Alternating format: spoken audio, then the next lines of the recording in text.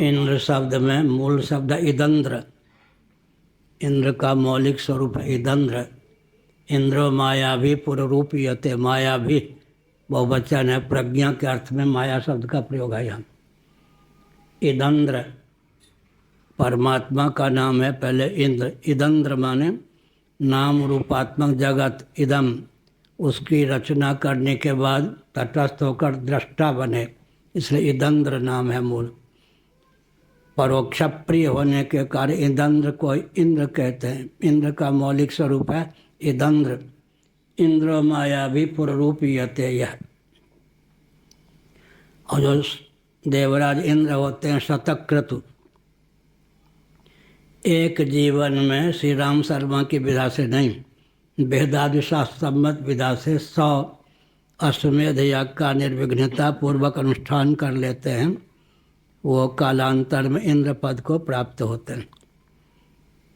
भगवान सूर्य को नमस्कार। आजकल जो सूर्य भगवान के पद पर हैं वो तत्वज्ञ हैं, मुझे अच्छी तरह मालूम है।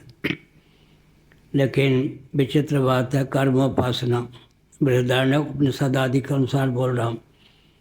कर्मोपासना के फलस्वरूप ही कदाचित कोई इंद्र हो जाए या सूर्य भी हो जाए या वरुण भी हो जाए। कर्मोपासना का बल और वेग शांत हो जाने पर नवीन कर्म मान पूर्व कर्म में से जितना अंश अंतर्यामी सच्चिदानंद स्वरूप सर्वेश्वर की प्रेरणा से फल देने के लिए उन्मुख होता है। कर्म शेष नहीं कहते, नया प्रारब्ध के कर्म शेष शब्द का प्रयोग करते हैं, उचित है वो। फिर व्यक्ति का पतन हो जाता है। सूर्य के पद पर जो हैं वो सूर्य पद देने वाला जो कर्म है, देने वाली उपासना, उसका क्षय हो जाने पर मर्त्यलोक में कबूतर भी हो सकते।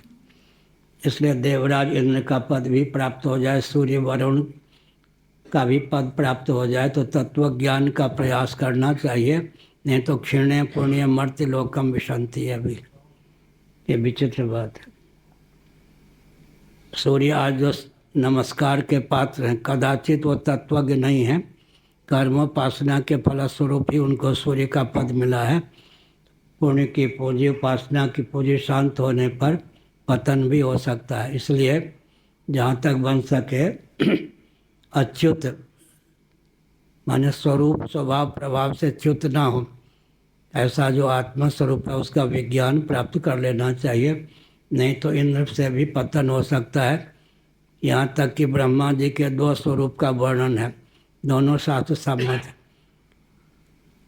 कोई व्यक्ति ऐसा है जो इतना पुण्य और उपासना का बल है कि देवराज इंद्र का पद तो नहीं प्राप्त कर सकता, लेकिन इंद्रलोक में इतना वैभव नहीं है जो उसके कर्मोपासना के फलस्वरूप मिल सके।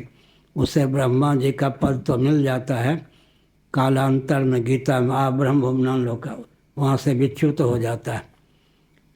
एक ही परमात्मा उत्पत्ति स्थिति समृद्धि नामक कृत्य का निर्वाह करने के लिए ब्रह्मा विष्णु महेश होते एक है। ये एक दृष्टि यह है, दोनों ही साथ समय।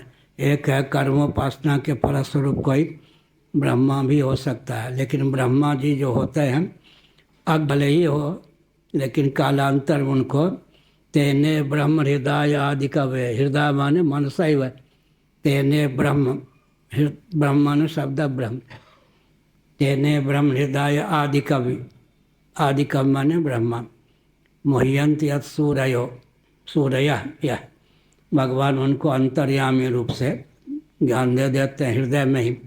तेषा मेवानुकंपार्थ महम अज्ञान जम तम नाशयाम्यात्म भावस्थो ज्ञान दीपेन भास्वता ज्योतिषामपि तज्ज्योतिष तमसा परमुच्यते ज्ञानम ज्ञेयम ज्ञानगम्यम हृदय सर्वस्व विष्ठितम ईश्वर सर्वभूतानां हृदय से दुन्तिष्ठ तमेव शरणं गच्छ सर्वभावेन भारत।